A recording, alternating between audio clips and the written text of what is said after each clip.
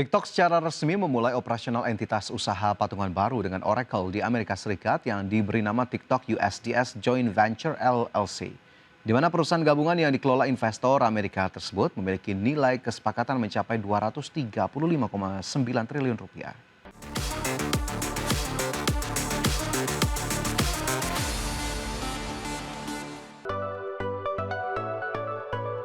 Platform yang dimiliki perusahaan Tiongkok ByteDance TikTok resmi memulai operasional entitas usaha patungan barunya dengan Oracle di Amerika Serikat.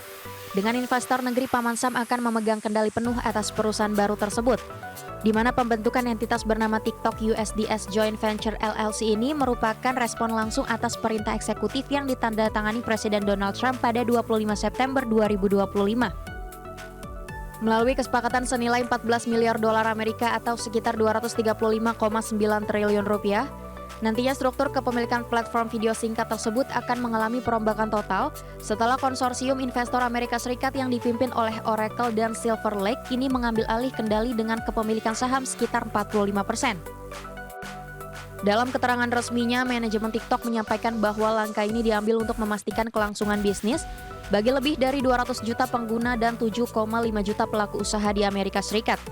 Tidak hanya itu, struktur baru dirancang khusus untuk memisahkan operasional TikTok di Amerika dari pengaruh Tiongkok serta memenuhi mandat keamanan nasional yang ketat.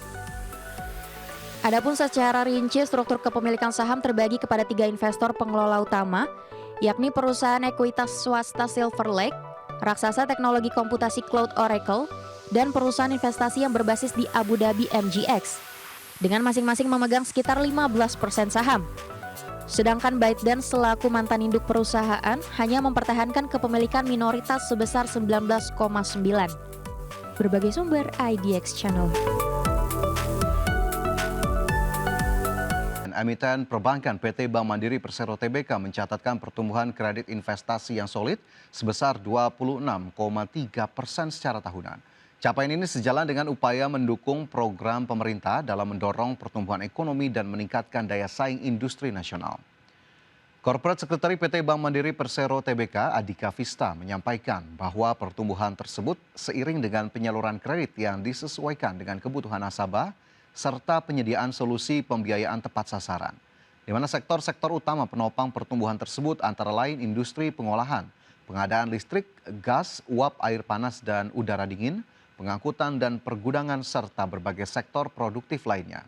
Adapun dari sisi kualitas aset, emiten berkode saham BMRI menegaskan komitmennya untuk menjaga kualitas kredit tetap sehat dengan secara konsisten menerapkan prinsip kehati-hatian termasuk mempertimbangkan profil risiko masing-masing sektor.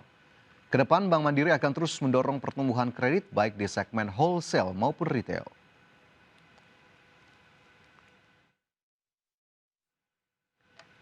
Selanjutnya pemirsa, emiten semen PT Semen Batu Raja Tbk membidik pertumbuhan pendapatan dan laba bersih dengan level double digit pada tahun 2026. Di mana pihak manajemen tengah menyiapkan sejumlah strategi untuk mendongkrak volume penjualan serta menjaga daya saing industri semen.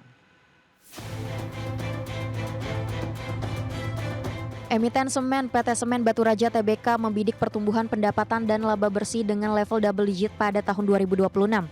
Di mana anak usaha dari Semen Indonesia Group ini tengah menyiapkan sejumlah strategi untuk mendongkrak volume penjualan, sekaligus menjaga daya saing di tengah industri semen yang masih kompetitif. Corporate Secretary PT Semen Batu Raja Tbk Haril Yandu melaporkan bahwa realisasi volume produksi dan penjualan semen perseroan di tahun 2025 mencapai sekitar 2,46 juta ton atau meningkat sekitar 10% dibandingkan tahun 2024. Dengan capaian tersebut, emiten berkode saham SMBR bertekad untuk menjaga stabilitas volume produksi agar tumbuh sekitar 12,6% pada akhir tahun mendatang. Sementara itu, pihak manajemen telah memetakan sejumlah tantangan dan peluang yang akan mengiringi industri semen pada tahun ini, termasuk tantangan dari permintaan semen di Indonesia yang menunjukkan tren kontraksi pada beberapa tahun terakhir. Kondisi ini antara lain disebabkan melambatnya proyek konstruksi serta penurunan pembelian semen di sejumlah wilayah besar seperti Jawa dan Kalimantan. Di sisi lain, kapasitas produksi nasional masih jauh melebihi permintaan domestik sehingga menyulitkan utilisasi pabrik dan menekan harga serta margin keuntungan.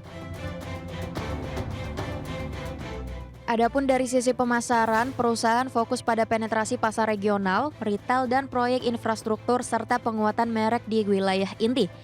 Guna meluluskan berbagai strategi tersebut, perseroan menyiapkan belanja modal sebesar 69,87 miliar rupiah yang akan digunakan untuk pemeliharaan rutin pabrik, pembelian alat bantu operasional, serta pengembangan fasilitas produksi. Berbagi sumber IDX Channel. Pemirsa, Tiongkok sukses mencatat keberhasilan besar dalam pengembangan teknologi fusi nuklir melalui reaktor matahari buatan yang mampu menjaga plasma berkepadatan tinggi tetap stabil. Di mana keberhasilan tersebut sekaligus menandai langkah maju menuju pemanfaatan energi bersih tidak terbatas.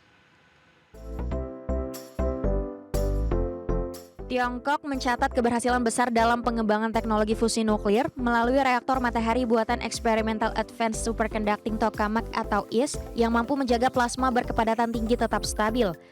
Di mana keberhasilan tersebut sekaligus menandai langkah maju negeri tirai bambu menuju pemanfaatan energi bersih yang hampir tidak terbatas.